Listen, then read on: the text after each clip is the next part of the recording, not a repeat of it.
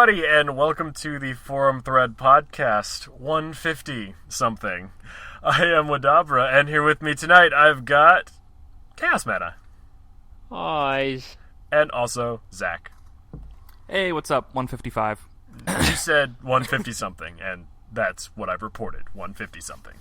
This is the officially 150-something podcast. Unfair, I don't know. Alright, so to get this thing started, I think we need to address the elephants on the screen, or whatever you want to call them right now. Yes. Street Fighter V footage from E3, and Chun-Li's remarkable bosoms bouncing around as if they belong in the Dead or Alive video games. Yeah, it describes it as a glitch that started. It would only happen if it was on the right side of if you were in player 2's slot. They're just bouncing all around like they have no true physics, and apparently that wasn't supposed to happen, but it did, and it was there for the entire beta series, as it were. So I'm looking at the couple different GIFs that there are here of the two fighters, and you can see that I don't remember what the chick in the green, Tammy, is that her name? Cammy, yeah. Cammy.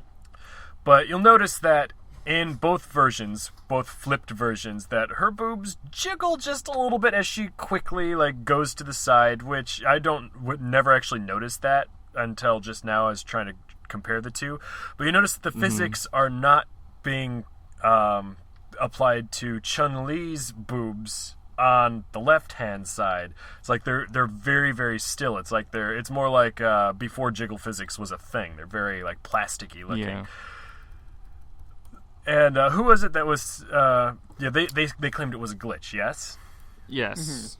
Mm-hmm. Okay. So this is why I'm I don't think this is an actual glitch. I think they're saying that this is a glitch because we all know how pervy animators are, just in general. How pervy people are. Hell, I would put jiggle physics into someone's pants if I were modifying code just for my own amusement. But for an actual tech demo, I would have a safety mechanism, a lock, to be okay, we're not going to use that particular chain of code. We're going to have this thing presentable, but still have the ability to be hey guys, look what I made our character do. And everyone would have a good laugh at the office. It would be hysterical. And I'm pretty sure that's what happened here. This was an inside joke that they had going in the development team. We're look at her boobs, just they're jello, just jiggling. And they're we're totally not going to have this happen in the actual tech demo. And in the actual game, it's not going to do this. But it's really awesome that we can do this. And they done fucked up. Some poor intern, he's fucking Bob or something. God damn it, Bob! Exactly. You're supposed to take the jiggle out! He didn't hit Control-Alt when he was trying to change the physics back to the default engine. Exactly. So that one player 2 bug was left in. They just typed in the Konami code the wrong way or something. left, right, down, right. Yeah. A, B. What? Oh, shit! We did it wrong!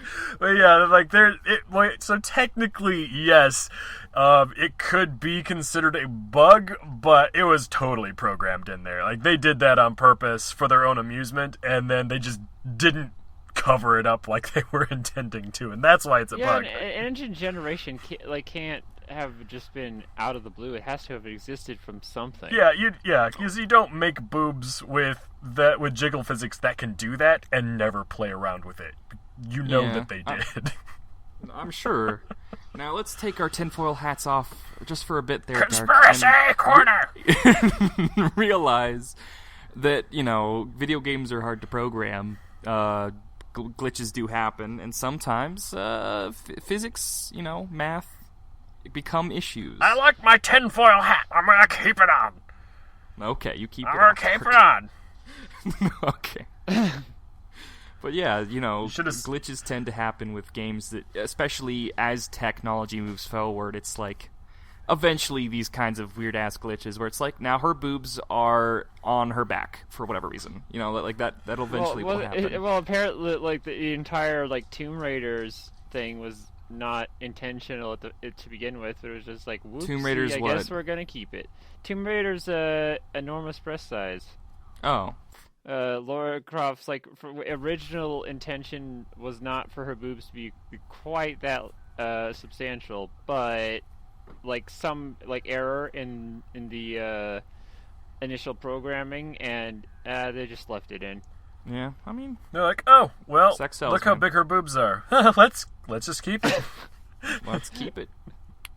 Yeah, I can buy that argument, especially from the earlier days of gaming, because everything was way more experimental there, smaller teams, smaller budgets, and less testing. Yeah, and the technologies that you had to work with were so much more primitive. Could you imagine Lara Croft's what do you call it, Madonna cone-shaped boobs having jiggle physics? It would just be absolutely ridiculous. It'd be horrifying. I'd have nightmares. I would legit have nightmares. Yeah. Why are there polygons chasing me, Daddy? Why? It's these boobs make me feel funny, Daddy. Oh, you should have heard the voice I was doing when I was imitating your mother earlier when she called you. I wish we would have been recording. It was funny. I did a whole little skit about how you never call her anymore, and now that you finally picked up the phone, she's going to punish you for it. Okay. I mean... How could you? It was something like, Zachary, why don't you ever call your mother? I feel like that's every son's impersonation of their mother ever. Very high-pitched and, screechy. So you're saying that is your mother? No. I'm saying I got a confession. That's sort of what I say. I heard a confession. Chaos. Did you hear a confession? Mm-hmm. That's how his mother sounds. Indeed. All right, Spot 2 against 1. Impersonation. Well, in the same vein as the glitches of games, there's actually a bigger glitch that someone was able to exploit on Steam. A 16-year-old kid was able to hack Steam and get a game published going through all 3 of the normal greenlighting publishing filters, essentially making a fake Steam member approval, and that Steam member didn't actually exist. And so a game was published called Watch Paint Dry, which lasts 40 seconds. And you win? Yeah. Win? It's a really pointless game that does nothing, but he did it just to troll and to also show that, hey, I can do this. This is a thing problem. I can do. I just noticed that it's the as big as Steam is at this point, someone with no game making experience at all, it just we did it, and he did it in 2 days. It said. That's pretty impressive. 2 days, huh? I don't understand. I mean, I can understand people's ability. Well, I think I know I can do this thing, so I'm going to do this thing. But then there's the whole why? Do you have nothing better to do with your time? Well, I mean, he's 16. He it was there's spring porn break to be a while watching. Ago. Yeah, girls to be porn. stalking, or boys. Yeah, whichever. Nefarious crimes to be committing, and speeding and all that shit, and all the other teen-based crime. But he's got so many things he could be doing instead of trying to sell Watch Paint Dry on Steam. I like that. That's the game that you chose. Just Watch Paint Dry. But also, there's a better way of doing that. He could have marketed big booty bitches. I'm curious. I haven't looked on Steam itself. I wonder if it's still there. I assume it's been taken down at this point, but that'd be great. Well, there's he did it in the most immature way possible. When you find as a programmer or what have you, if the company has an issue with a site or some type of feature that's exploitable, if you're a good Samaritan, like our friend Perdinia in chat, he found that there was an issue with somebody's site where you clicked a few buttons in a certain way, and you can get 50% off of whatever you wanted on this store for watches. And these are really expensive. 100% off. You could get it free. Basically, that was the issue. He could apply the coupons and they stack to get 100% off. Did he exploit it and buy 800 watches? No, it was. He sent an email to whoever he was supposed to send an email to. He showed that it was 100% off. It was 100%. It was. He showed a screenshot that he could have purchased this at 100% off. Yeah. And then sell them on eBay and then make like thousands of dollars. But you know what? He didn't. I'm proud of you. Whoever you are, we're proud of you. Mike's a good guy. I can't wait to see him at RT. He better be at RTX. But anyway, that's my point. Like, he could have sent an email to like whoever, tech support or somebody, and none would be the wiser. No one would try to exploit and try to put through a shitty broken ass game and spend money on it. You know. Well, he didn't like do it to make money. It was. Just I know he didn't do it that part. way, Chaos, but other people could have. That's the point. In that time frame of him setting up the game like that, people could have looked through the code and tried to figure the same method he did. He broadcasted to the whole world of Steam of people who were very tech savvy. It's calling unnecessary attention that an exploit of that type even exists Precisely. in the first place. He's truly a Robin Hood of Steam, and we'll build a statue or something in his honor. We'll start singing songs. And he'll get a movie statue. With sequels. Yeah. And a busty maiden. Lots of sequels. With a chastity belt. Lots of sequels. Yeah. Men in tights. Yes. We need to watch that for one of our movie nights. I think we did. Actually. Shit, did I miss that one? Or I probably watched it and was just really drunk and don't remember. Both. Maybe. Maybe, because I remember it was Ray and Tejan and me and like Chaos and Wubbs, and I think you were Dark was there. Yeah, I think Dark was there. I've got it on DVD. It's one of those movies that I don't ever really want to watch because it's so horrible, but then like after I had a few drinks and I'm talking about it, I'm like, guys, we totally need to watch Robin Hood Men in Tights, and then I'm drunk, and so I'm laughing my ass off the whole time. I'm like, it's horrible on purpose, though. It's so good. It's a good bad. And I don't know. They purposely do it out of like making satirical. It that way to make fun of things. Yeah, it's a proper spoof, like yeah, kind of like Naked Gun, or even like the first couple scary movies were proper spoofs before they just got stupid. The first 3 scary movies, I'll say the first 2 are amazing. The third one's kind of meh, but the 3 the third one was as my a total, favorite. Really? They're pretty good. Yeah, they're pretty good. It's got so many quotable lines. That's why it's my favorite. Like, my sister and I will just quote back and forth. Like Cindy, the TV's leaking.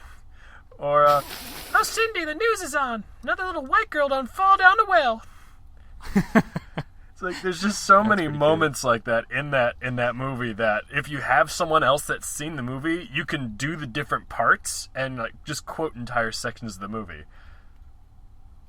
Yeah. Am I the only one that does that here? Does no one else do that? No, I love quoting movies. I just haven't seen that. I've only seen the first scary movie at this point. What? Yeah, we'll have to... Yeah. I think me and Ray recommended it, and it won. Holy fucking shit. Yeah. This needs to be we'll have to watch the on a other movie 2. night. Like, yeah. Pronto. Damn it. We'll work Chaos. it in. Get your shit together, man. Right? We're trying to. We've slowly but surely introduced him to amazing references that we make as a nerdy society over at the TFT. So that's good. Did either of you guys see The Ring? No. Okay. So I think that's one of the reasons why I love the third one so much, because it's like the first. Because it makes fun of that. Yeah, particular the opening movie. sequence of Scary Movie 3 is like a shot-per-shot remake of what happens in The Ring, and my sister and I both seen that, and but with Pamela Anderson with her giant tits in the way, and like she turns around, and she's like, "Katie, are you okay? Are you okay?" She turns around, and like when the big reveal happens, instead of zooming in on her face, it then zooms down to her boobs, and the boobs turn into like double rings, and then into the 3. I'm like, oh my god, they just captured that moment perfectly. And that's something that they kind of did in the first 2, but it was more gross out humor in the first 2, and this one was a little bit less gross out humor. I think that's why I liked it a little bit more.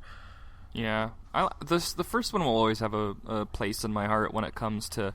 Just because I really like the Scream movies, but I also don't mind when things make fun of things that are, not necessarily easy targets, but should be made fun of. Like, Scream, the series itself should be made fun of. Because, I mean, the first, I want to say 2 were really good, and then it just got more and more ridiculous and melodramatic and just you can't not make the best. Yeah, you can't make as many movies in a franchise as they did with Scream and not get a parody out of it. Exactly.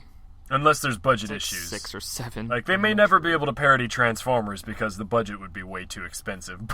But the movies are... No, it'd be funny if they fucking did it like they just They got a whole just bunch say of... for Transformers, they never transform out of their talking car form. No, but they, Exactly. I don't know, the Transformers movies kind of parody themselves. They're so awful. Yeah, I mean... Just a whole bunch of, like, metal scrap glued to cardboard. That'd be the best. I am Optimus. That'd be fucking... Oh my god. Oh, actually, that'd be great. I was just thinking, I quoted Scary Movie 3 today at work, actually. It was the whole, my dog's dead conversation. It's another one that's so good to be able to quote with someone, and then people just kind of, like, look, like, are you serious? My sister and I have quoted that in a public store really loud and obnoxiously. He's like, yeah. How does it go? He's like, I just ran him over with the car when I pulled in. Everybody you love around you is dying, and she's like, ah! It's definitely a really good movie. The first 3 are anyway. Then it just gets a little ridiculous. But Well, see, then they fall to the subject to the same issue of the movies they're parodying. exactly. Oh, It's a full circle if you think about it. it's a full circle. Yeah, let's go full circle and touch on a topic that we did week before last. Because last week I was really drunk, so we didn't. We talked about the NX project. Remember that? Yes. So Yeah. I found an article that it was actually a similar article that was just updated to the one that showed those pictures of the controller, and it was whoever had leaked it revealed that this was not the actual controller. Yeah, we just wanted to see how easy it would be to get people to believe that this was the controller. And so it's we kind of all knew it wasn't legit just by looking at it, but now it's like, who wants it? Look, Nintendo's smart sometimes. They're gonna think ergonomically when it comes to making controllers. Like there's Z Pro Wii controllers really good, like ergonomic and hand friendly. Their 3DS is really ergonomic and friendly. I like the the GameCube remote just because that felt really comfortable in my hand, and I could reach all the buttons, and altogether it felt better. They have experience in making a comfortable and fun controller playability. They're also notorious for innovating when no one wants them to innovate, though. And you're like, Nintendo, please, for the love of all that's holy, please stop innovating. I don't want to waggle my controller at the TV screen.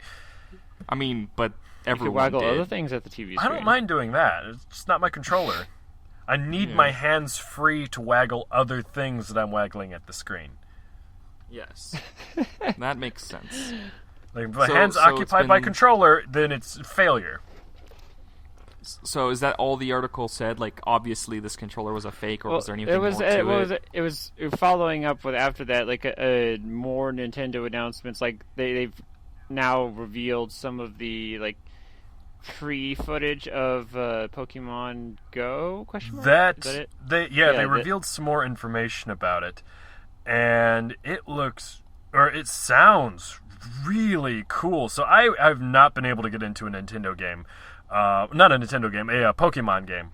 But this looks really cool. So you'll have to walk around in the wild. I'm using finger quotes for wild, with your phone, and your phone will alert you when there's a Pokemon nearby. And you're going to have to, if you want to catch a water Pokemon, you're going to have to seek out bodies of water. It's going to know where you are on the map using your phone's GPS. It's so brilliant because it's just a double whammy. It's like selling, getting people excited about the Pokemon franchise, and then also it's kind of forcing people to go outside, and get exercise. Guys, we're gonna go on a camping trip. Why? I need to catch a forest Pokemon. Yeah, that's exactly what I was thinking too. Because you know how stupid those little pop-ups are on the Wii. It's like, hey, you've been playing for an hour now. Maybe you should take a break. I'm like, fuck Nintendo, let me worry about my own health. Now they're gonna be like, no, we still don't trust you with your health. Here, go outside. Who wants to star you? Let's go to the beach. Yeah. That'd be the best. I can imagine there's gonna be like a subsect of people that are just like their entire vacation plan is going around to different Pokemon zones. And actually, wait, does that mean like really important places like national parks or somewhere gonna have like legendaries? Actually, like, maybe what they're going to do with monuments and stuff like that. Or at least easy central locations that are not going to change. It goes on to say that those are going to become like Pokemon healing centers or gyms. So you'll actually have to physically go to these places to take part in those services, just as if you were taking care of your Pokemon in real life. So you can't you could battle them at Mount Rushmore. Yeah, so like, or if you're like downtown somewhere, like you go to the park and the statue at the park could be the healing center, or a certain landmark building is like, yeah, you go to this building and it's one of the gyms. You can train at one of the gyms. So it's like you can't do everything. You do everything from your phone, but you can't be like sitting on your toilet in your bathroom like doing everything. You actually have to get out and go out and meet people to take advantage of this whole system. Please tell me there's like So people like sick. cosplaying as a Pokemon nurse standing at random You spots. know someone will be. It will. Dude, I That'd would be love to film hilarious. that. Oh, God, They'll be like, so- you're there's so like, many just look for the nurse opportunities. Jackie. She'll be hanging around. Yeah. It's like, is someone paying She's her on to her do that? She's like, smoke no, break she's right just now. really It's passionate. it's actually hired by the Pokemon people. So if you talk with her, you get a little boost to your Pokemon that you wouldn't normally just by visiting that location. Yeah, so this really appeals to me, just for the fact that it's something that you can do while you're on the go, and like it feels like you can kind of build a more meaningful relationship with your own Pokemon too. It's like I'd imagine. by the time you actually like get them leveled up and you've like challenged people and stuff like that, it's like you really feel like you've accomplished something because you really have like gone out and done some shit to get them. It's like, Does it involve battling the wilds that you come across, or is it only like a capture mechanism? I don't know. Like there was only a little bit of information that was confirmed. I'm sure you're gonna get a starter. That's how all Pokemon games work. Like, it might not even be. It'll probably be like a grass, a water, or a fire starter. Whatever. Well, I mean, no. Is it like the first battle 151? sequences. I have no idea. Are you talking about NPCs? No, like just wild Pokemon appearing. Like, will you have to fight them and capture Yes. them? Yeah, I'm pretty sure like you'll a have normal to do one, that. or is it just kind of like a Pokemon Safari Zone where you throw No. a ball and you might capture it? Oh yeah, that was No, something I else. think like, specifically it'll be you battle it. Are, You capture it. are real life zoos going to be Safari Zones? that would be really cool. I know that That'd be like, the interesting. article had talked something about like having to like go to these. Where is it in the games that you buy more Pokeballs from? Pokemon shops. Pokemarts, yeah. Okay, Well, they eventually became the Pokemon centers anyway, but yeah, originally it was just there was a separate Pokemart.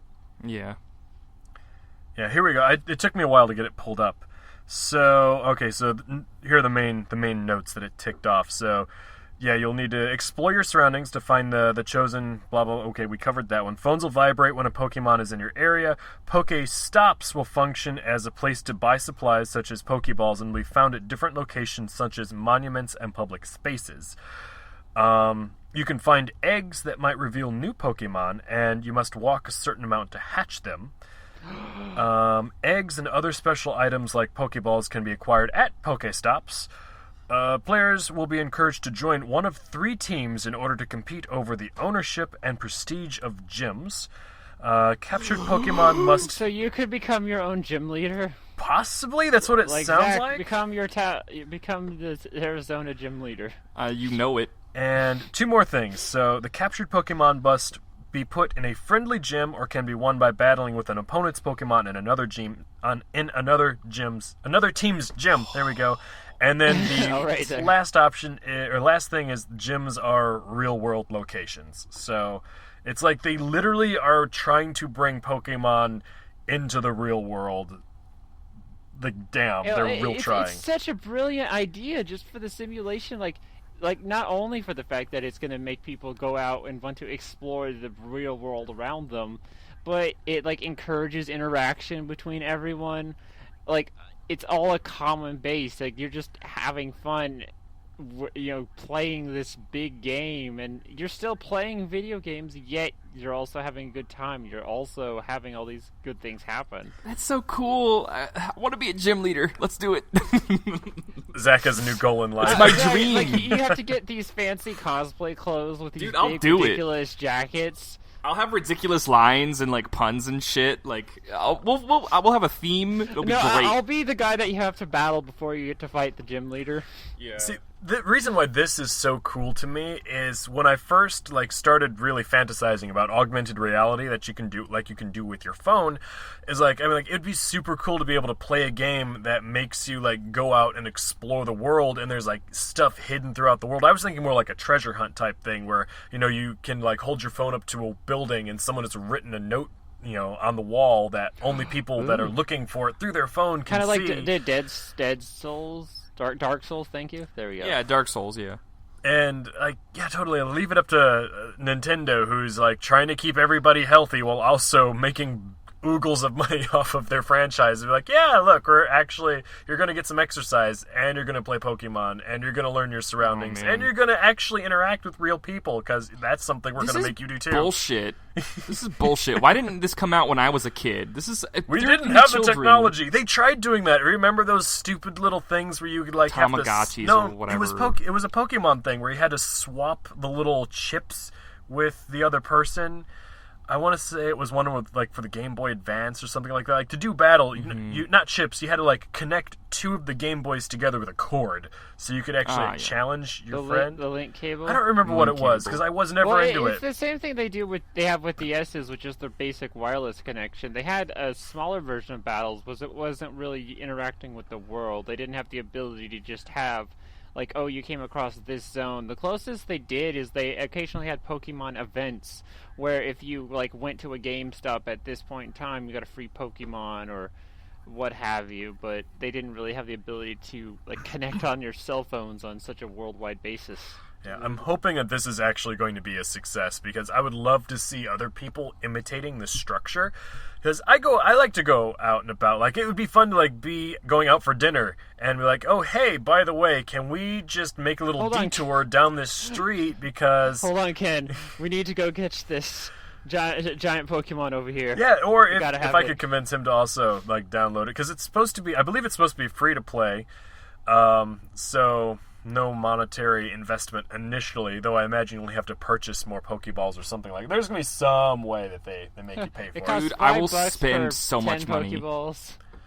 But yeah, it'd be spend hundreds of dollars on this game. It'd be really cool, and it'd be a good way to kind of go places you normally wouldn't go. Hey, let's go down this street downtown instead of this other street that we're always walking on because the Pokédex or the little Poké thing says that hey, there's a wild something or other that I want to catch over here, and I need to go find it real quick. And it's the first generation, right? It's the first 151 Pokemon. I don't know. That's the generation they're going to be using. I would assume that that's what they're going to start with. They're not just going to have some of this and some of that. But then again, at the same time, technically the whole reason that there was the other Pokemon was region based, so I think eventually it might get it so that certain Pokemon are only available in certain countries. Yeah. So you'd have to travel over to get certain generations, but surely they're gonna have the basic set available to you to begin with, or at least some of the basic set.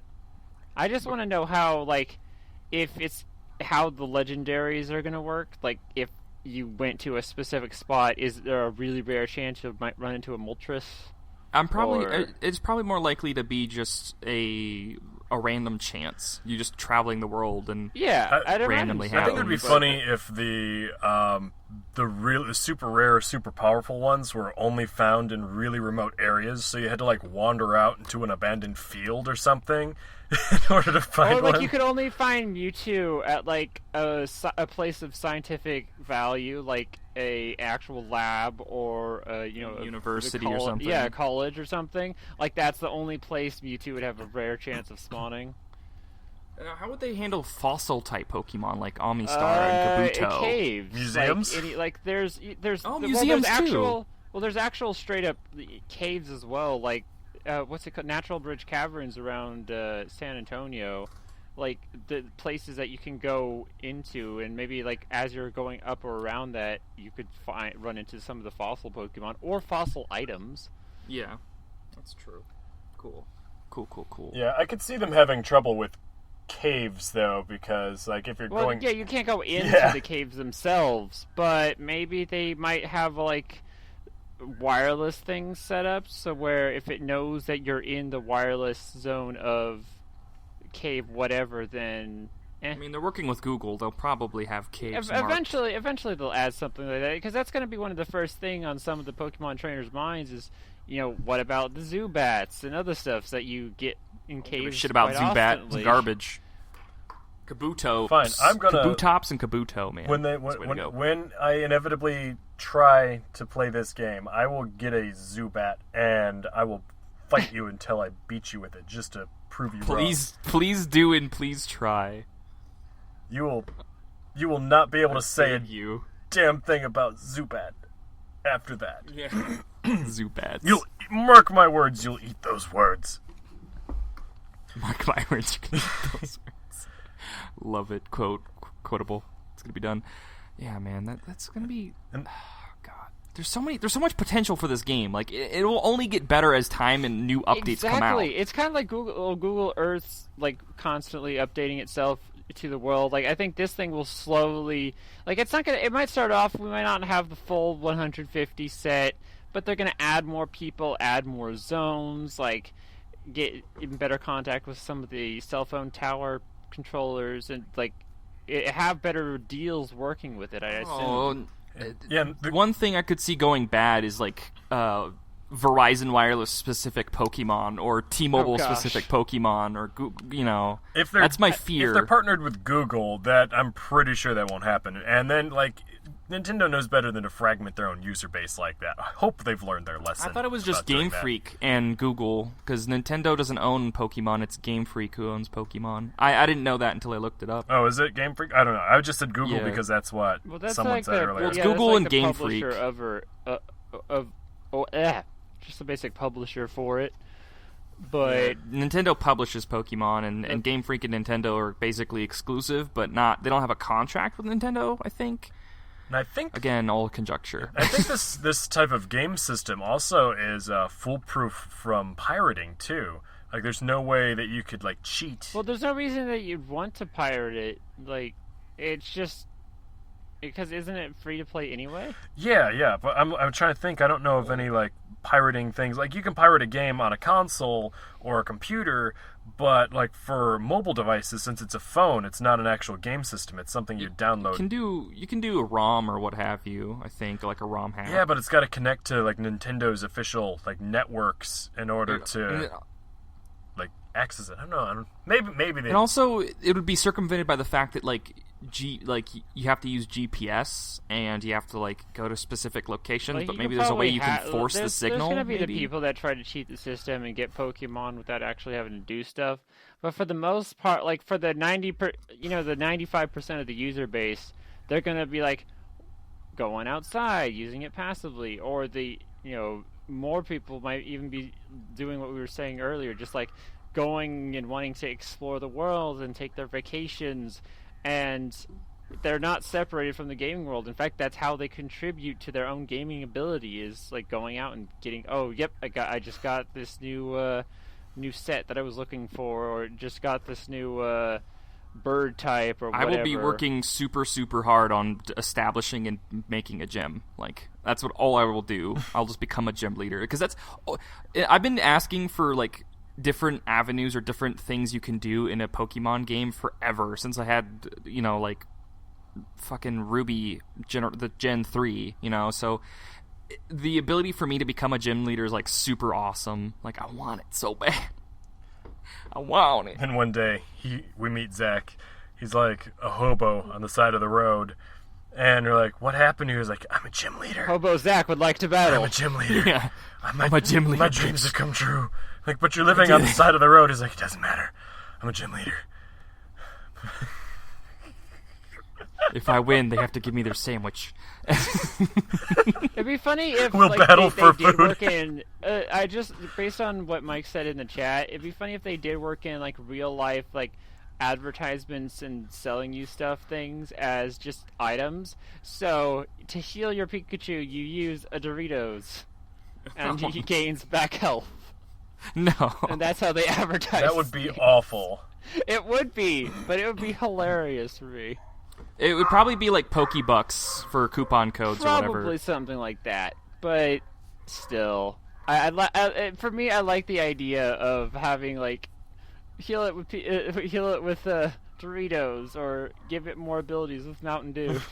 No, Pikachu's obtained the status effect diabetes from drinking too much diet.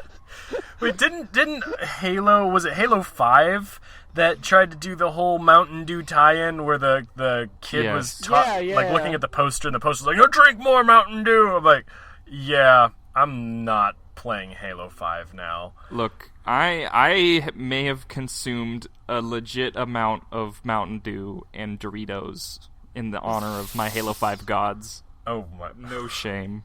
Zach, no. Don't look at me. Don't look at me while I lick the Cheeto / Dorito cheese off my finger. Right when I think that... I'm disgusting. Right when I think you can't possibly sink any lower. You proved me wrong. How could you, Zach? How could this happen to me? Yeah, I would tell you to go sit in the corner again, but there's only 3 of us here tonight, and we kind of need you. Yeah, fair enough. Otherwise... Fair enough. So... The other thing that we were wanting to talk about tonight, well, one of the other things was piracy, right? Speaking of Robin Hood, in not so Robin Hood news, piracy. Womp womp. Womp. So who was it that actually wanted to post this or talk about this topic? Was it Tejan, the one who's not here? Yes, he had the dip because of life, so I guess I can substitute in. All right, Tejan, this one's for you, buddy. Yeah, we're doing it for you, so be happy. So, this Kotaku article specifically talks about the people who upload torrents, and how this journalist talked to varying degrees of people in the spectrum of uploading / just being a part of the process of piracy. In particular for video games, because that's what Kotaku likes to cover as a company, I believe. Is it like pop culture tags? Is it Kotaku, or is it Kotaku? Kotaku? Is it? It's I call it Kotaku. I mean, tomato at this point. Coke Taco? No, I don't think that's right. Okay. Code tacos. So, it's just, the article talks about like how it's like hundreds of thousands of downloads on any and all video games from Fallout 4 to Super Meat Boy. You know, it doesn't really matter. You know, at some point something will become a torrent to be downloaded, and this person's been talking to this user on Kick-Ass Torrents on how he prides himself in buying games that don't have DMR or whatever it is. DRM. What is it called? Yeah, DRM, Digital Rights Management or something like that. Yeah, something along those lines. Or maybe it doesn't mean that. Maybe that's just something I made up. Anyway. It sounds legit. Sounds legit. That's what matters. He prides himself on this, and that there's like there's forums and message boards and comments you can make on Kick-Ass Torrents, and like his fans respond well to it, and the torrent file is like a really high quality thing, and it goes on and on about how this person, he has a job, like he has the ability to make money, an exorbitant amount of money, because he's a 23-year-old working for a networking opportunities for CEOs. So that's like that type of job, like hooking CEOs from different companies, like that job is in the upper middle class to 1% of people who, like, that's a hedge fund kind of guy. Like, that's a lot of fucking money, basically. And he just uploads because he was poor and didn't have any money. He torrented stuff, and he said, one day when I have the ability to torrent stuff, I'll do the same. So it was sort of like a Dread Pirate Roberts kind of scenario, like someone at some point uploaded torrent files to be downloaded, so now he sees it as, now that he's in a financial stable point, he should do the same for people who weren't. That's fucked up.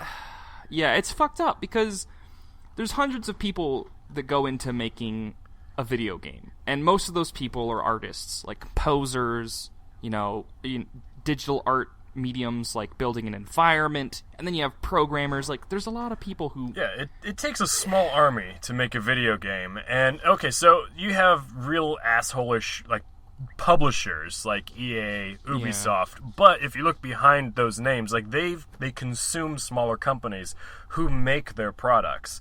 So yeah, like EA fucked up Maxis royally. If it was up to Maxis, they would still have been making some really good shit, but because of EA, they fucked them up. But like, should Maxis and their employees, had they made a quality game, like, suffered because of that? But like, someone would be like, oh well, I don't like EA, so I'm going to play the games that they publish, but I'm not going to pay for them. Like, if you don't pay for the game, you're not paying the people who made it. It's not EA who's suffering. They're just going to shut down that company. All those people are going to lose their job, and EA is just going to keep on going about doing their shitty business. It's like, there's no justification for that. If you're justifying it, it's not good justification. Because the simple point of the matter is, if you have a machine that can play this game, you can afford to buy the game. Because those machines cost a lot of money. It's a luxury item. You possess it's not an essential. A luxury item. So if you possess such an item, you can pay for the games to play on said item.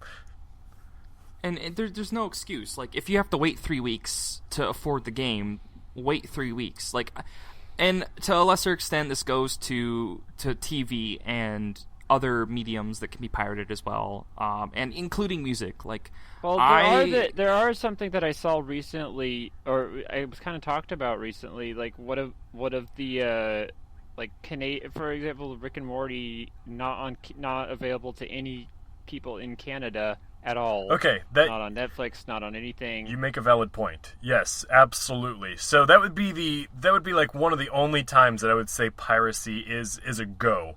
If there's no way for you to legitimately purchase said thing, be it movies, digital distribution, TV anything, show. it doesn't matter what it is, some sort of property. If there's no way for you to purchase it, then yes, you can't go to Walmart and purchase the first season or second season of Rick and Morty. I highly doubt that, though. It was in Canada. It was so there's like regional, selling. and sometimes there's regional bullshit where you can't actually. You could purchase like an American copy of something like that, but it won't play in your DVD player because it's in the wrong region. So it wouldn't matter if they tried to sell it, because they're literally not. It was at the time. It literally was not available whatsoever. I mean, in that case, buy the amount of money that you would have spent on the DVD and merchandise from their particular company. Yeah. So like they're.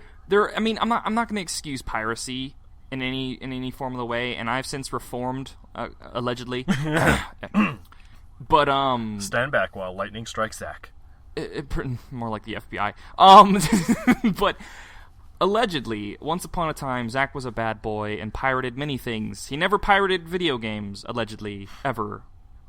But he did perhaps maybe take advantage of music companies and TV shows and movies. But he's since reformed and now only watches those kinds of things on Hulu, Netflix, and pays for the DVDs like a good boy.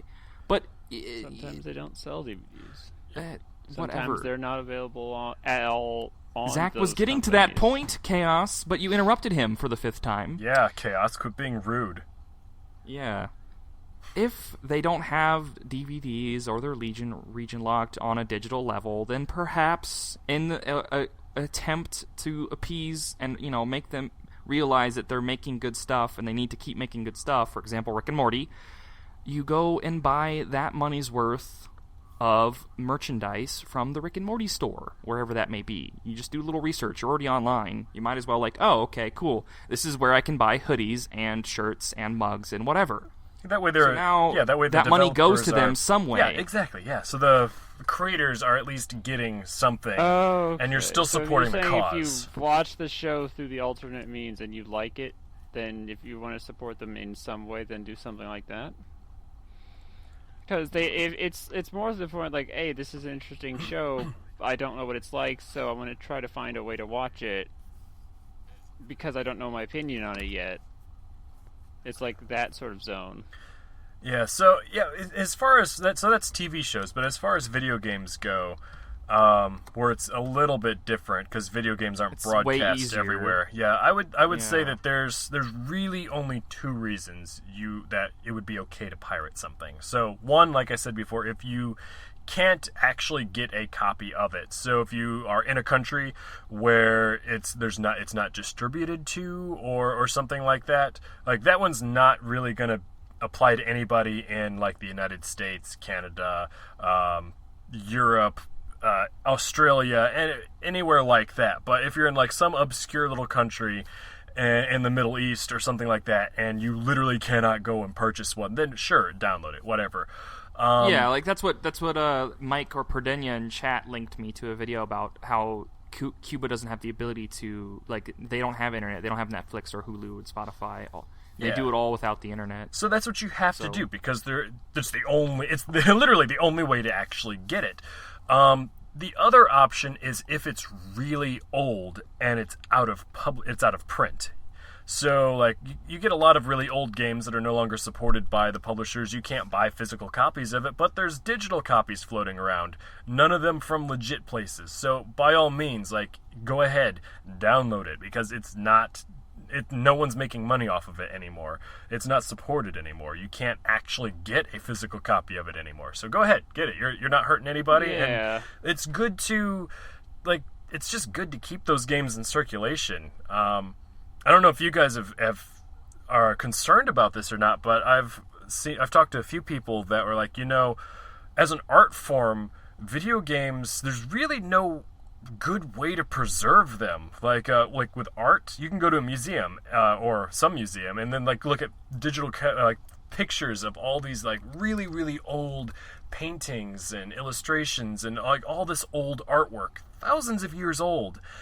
But video games, they're digital. The storage devices they're on degrade, and they're really hard to maintain. So like most video games that have been made have just kind of fallen into obscurity. They're never going to be seen again. That's true. Like at this point, like for that sub area of video games that were produced on those like degrading features. Like up until now, we have a lot better like archives. We refresh, transfer information. So a lot of the newer games can be kept, and most of the data is left intact. But there's a lot of video games that are just simply lost because like no one has a working copy anymore, or the few working copies are like few and far between. You can't really play it anymore because the game systems are also kind of hard to come by at this point. Yeah, I mean, at a certain point, there are some games that are too old to preserve, but I mean, games now, I'm sure there's a way to build a video game. Basically all digital at this point. But then build a video game museum. You have to also keep in mind, though, like with DRM, where the always online, like if you have these games, like you have a MMO, if it's taken offline, like sure you may have the physical copy of the game, but with no servers to keep it running, it's just kind of a curiosity. Or with DRM included on the game, it's like, how are you going to run it once those servers go down? Like again, you just have a disk, but it's functionally useless because you can't actually use it. You can't access the code on it because it's locked off with the code. You'd have to like find someone to go in all matrixy like and crack the code and pull out all that stuff, or like create some sort of emulator to make it think like it's running on the thing. But like, who's gonna do that? Like, what happens when WoW goes offline eventually? Like, how are we gonna preserve that experience? I think with that sort of thing, the larger games like WoW, there's I've seen it done it's been done a lot of times where people have created their own like fake servers just to run around on the game. It would probably be in situations like that where they create some emulator servers so that they can still technically play the game.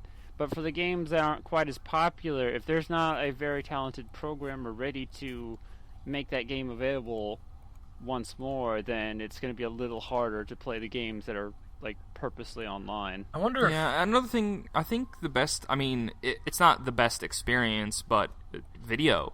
Just recording it and showing an experience that way. Video. All the Let's Plays for the many games time capsule are like Yeah. Almost documents on how the game was, the fun times that were had in the game. Like, you can still watch many of the Let's Plays for games that are no longer available and see like those people's reactions to it. I suppose that would be the equivalent of like someone taking a picture of like Mount Rushmore, and you're like, so it's not the same thing as like going there, touching it, looking at it, and feeling it, but someone has taken a picture of the thing, so you can kind of get an idea. Yeah, I mean, there's a YouTuber that I specifically have subscribed to just because they do long plays, and it's like 30 years of video games on one channel, and it's just no commentary, and if the game has different varying endings, they'll do a separate playthrough for that channel or for that video game. So if it's like Dark Souls or like a choice-based game like Mass Effect, like they'll have a Paragon neutral and a Renegade playthrough, and it'll be like a few hours each part, so it's not digestible, but it is, like, in a sense, a history. It's a time capsule. Yeah, but again, you're losing something absolutely essential to the video, because video games are an interactive medium, so to experience them properly, just like art, film, all that, those are visual medias. Music is an audio media, but it doesn't require input from you. But a video game does. So let's say they do preserve. I'm just using WoW as an example because it's easy. It goes offline, but someone does create a program that keeps it running, and you could like create a character and log in, but you'd be logging into an empty world. So in a way, it'd be kind of like exploring the ruins of something. That would be funny. Like you go in and you're like, Dark. There's nobody here. $1 million idea. You start your first multimedia museum, like for video games and music and stuff. They actually already had something like that happen. That was one of the articles that I believe Tejan posted. Someone found a basically empty MMO world. I don't remember what the game was called. Let's see. But it was like its servers were still running, but it was this strange like empty land except for one character, which was still there. But even his own name, like when they searched his name, it linked to a website with strange things as well. Just like a ghost in the system. Creepypasta. Yeah, it seemed to be just that. It's like one of those things that you only see happening on those really cheesy created stories on the internet. Yeah. But it kind of happened in that situation where it's still technically running, but there's no one there and there's no people to interact with. It's a really strange environment for an MMO. I'm surprised those servers are still running at that point. Yeah. But it's still really interesting to see happen. Yeah, and there's some games that hit a renaissance where it's like now RuneScape has vanilla servers back again when they closed them down, and I want to say 2012, somewhere around there, when vanilla and other modes of RuneScape were just a thing of the past. Now they're back up because by popular demand, and RuneScape is now popular because of Twitch and all these other things. Like, people are seeing this game in action. It's like, oh, I want to play this game. This looks cool. So more and more people are... Yeah, it's awesome. There's some chance for certain MMOs and other games in general to hit a renaissance period. Yeah, maybe that'll be the next public building that winds up going up. It's the history of the Museum of the Digital Arts or something like that, where you can actually go in and like see little video clips of stuff, or even like participate in like little sections of the world. I don't know. It's something that I think is very interesting, especially since like all these things still have to be stored and maintained digitally, and right now we don't really have like permanent data storage, like storing things on a crystal, like in theory is gonna give us shit tons of space to work with, and it'll be permanent, but we don't have anything permanent yet. So until that happens, like all of this data is still like subject to corruption, like one big electromagnetic pulse, and everything in the museum's gone. Oh dear.